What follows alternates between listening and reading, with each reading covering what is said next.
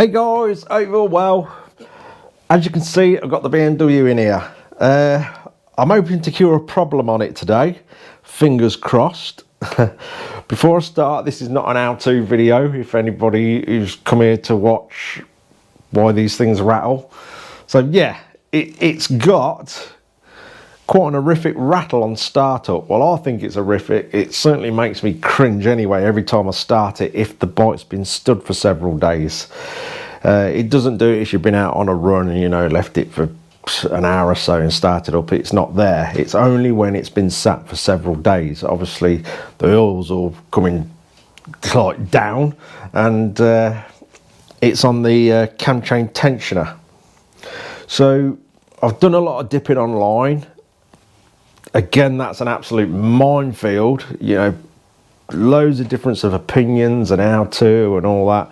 So I'm just going to go about this how I think is right and hopefully correct it. So when this came out of the factory, it has a black cam chain cap, bolt, screw, whatever you want to call it, fitted. And after my dipping online, I've seen loads of people just turn into manual cam chain tensioners. Yes, that's all well and good, but then you've got to keep on top of it to a certain degree, I guess. And if you're going over tension it, you're going to cause wear on the engine that you really, really don't need. So I thought this cap, which is known to BMW, would be the best option. I don't know if this should have been a recall or anything like that, or it's just something BMW's come up with later on down the line to correct the problem. I do not know, but it exists, so I'm going to use it. So yeah, basically that should stop the rattle. So we're going to take the side casings off to get in at it. I'm going to do it try and do it in the most simplest way possible, as in take the black one off and bang this one in, and hopefully it's job done. The bike hasn't been started for several days. I was thinking about firing it up so you could hear that rattle. Decided against that because that's just going to pump all the oil around the tensioner, and then I'm probably going to get oil everywhere, which I don't want because it's nice and clean and I want to keep it clean. So I'm not going to start it. I'm sure there's plenty of videos out there of people firing these things up with that rattle, so you know, go and watch one of them. So I am not going to start it. I'm going to get the casings off and bang this one in. Let's get on with it. I've recently had these casings off because I fitted, I don't know if you can see that, the oil cooler guard and radiator guard. It's quite a nice one. It's Evotech. It looks loads better than them expanded mesh ones. So yeah, I'm pleased with that. Anyway, to get these off, we've got several fittings, which is one there, one down here, and this one, I believe someone has previously broken, so it's got a screw in there, and that was one of these sort of mushroom pushing fittings that push into the rubber, and at some point someone's broke it. To be fair, it's actually quite a neat repair, so I am going to leave it like that. There's also one of them mushroom, there's obviously a correct name for them, but there's also one of them around this area, which when I changed the, when I added the radiator guards, was quite nasty to pull out. It just felt like the casings were going to break, but we got there in the end. But I have greased this one up, so it should come out quite easy this time. But something to watch out for. Let's start getting at it, eh?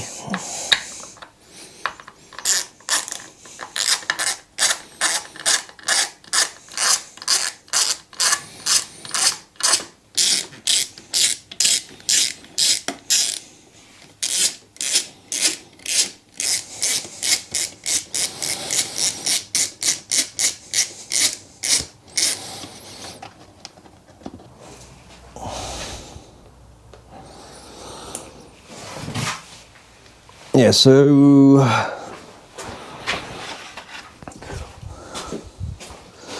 what I done with this one, when I first took this casing off to fit the radiator covers and stuff, I got in as best as I could and got as much of this GT85, used WD-40 or whatever, and literally plastered it in this, and it did come off a bit easier. But like I say, after I put this back on, I did grease this one up so it should come off nice and easy, he says.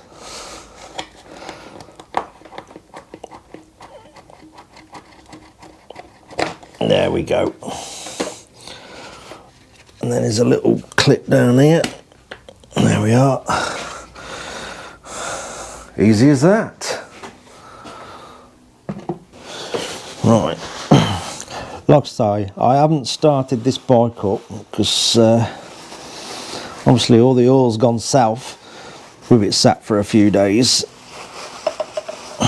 So I don't think anything's going to come out of here.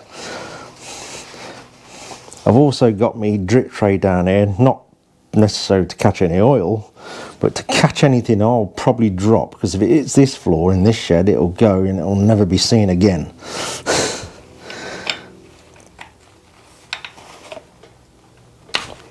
Like I say, I'm going to try and do it the simplest way possible. This one off and the new one on without disturbing anything on the inside. But you know, I say this is not an how-to video. This is just how I'm going about it. So if anyone wants to slaughter me in the comments, feel free, I guess.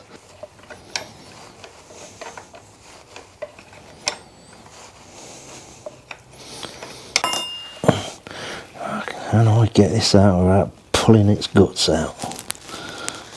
Please. Yes. It looks like I can.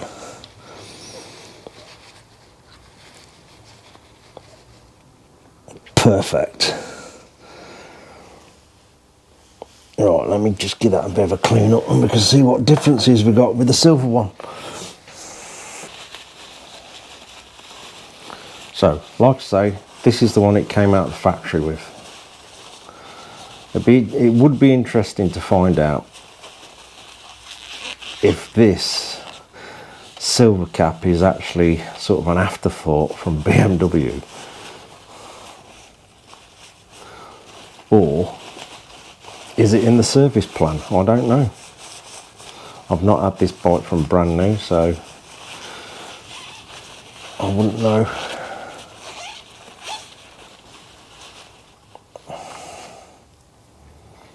So there we go. So we've got no difference there, but it's all different on the inside. I don't know if you can make that out. The silver one, as you can see, is nowhere near as deep as that black one.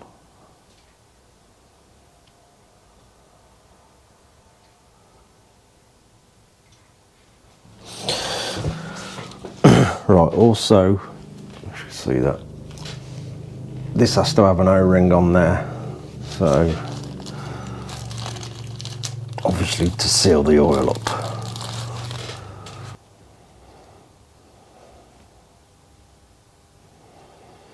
Right, now to see if I can get that on and get the thread starting, because this is only alloy and we certainly don't want to strip the threads. Probably would have been better with this bottle out of the way.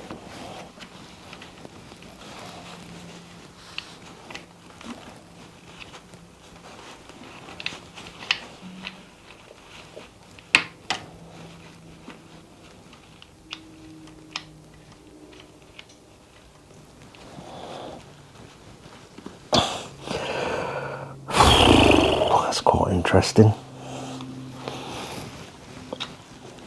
Or should I say, quite strong. You will go in.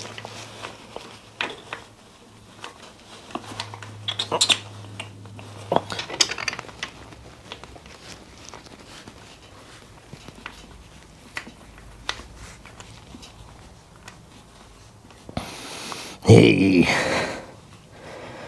that's got it.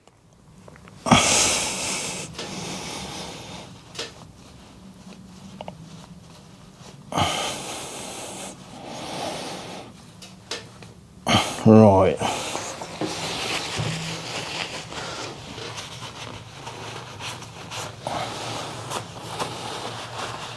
Right, now we got to figure out how we're going to get a torque wrench in there.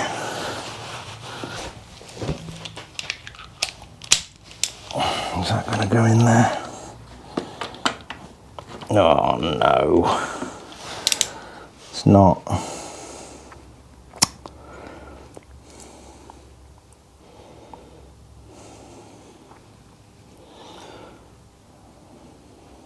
Right, I'll have a bit of a think about that. So I've taken the coolant bottle up here out the road. I've undone the bottom of the radiator. I've undone this side of the top of the radiator, and that's just given me enough space to get the torque wrench in.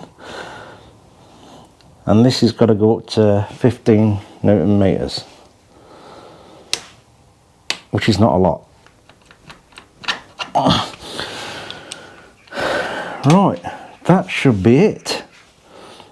Like I say, I haven't wrenched on the radiator. It's just got enough movement to get it out of the way. I'll just do everything back up now. Right, that's all the fixings back in the radiator. I'm a bit unsure about this. There wasn't anything on it, so I'm going to check that out, see if it's just sort of a location pin or something's got to go in there. I've had the torch on there, can't see any remnants of any thread or anything like that in there, so I'll check that out. Like I say, these like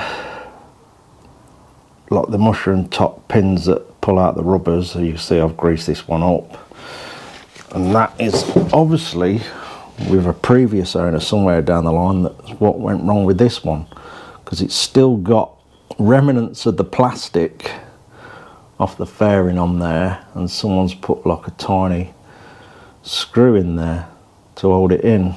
I could actually pop that out and probably get a decent glue and repair it, but for now I'm just going to pop the screw back in. Let's have a look on the back of the fairing. As you can see, that's where it's broken off, and you can see the hole there where someone's just put a small screw. But yeah, that's sort of why you gotta be careful with these things, because that's what happens. So, you know, if you are taking your fairings off, bear that in mind, especially with that one, because that would be quite a nasty accident, busting your fairing up there. So that's it, we just got to get the fairing back on now and we're sorted. There we go, that's that back together, sorted. Quite a painless job really. That's took me probably not much more than half an hour, to be honest. Yeah, I've just started it up. Obviously it rattled to start with because it's all been out. I'll be able to tell, I guess, when I go run out on it and leave it sat for a few days. So I'll keep you posted on that. Fingers crossed it's going to be sorted it. If not, I'll be digging deeper, see what else it could be. But I'm hoping that'll be it. I'll say it's only done 17,000 miles. That's not a great deal really, is it, to be honest? Why it's getting a rattle at that mileage, I do not know, but it's common thing with them. One thing I will say is if it's not rattling, don't touch it, because obviously you can put too much tension on it then and then cause all sorts of other problems. So that's only to be replaced if you've got that startup rattle. Like I say, this is not an how-to video, this is just how I've gone about it. Do your own homework, do your own research, and come to your own conclusion before you start anything. Like, don't just rely on what I've done. Anyway, that'll do. I'll keep you posted on how that goes. Hopefully it'll be all right, like I say, and I can just get on with riding it.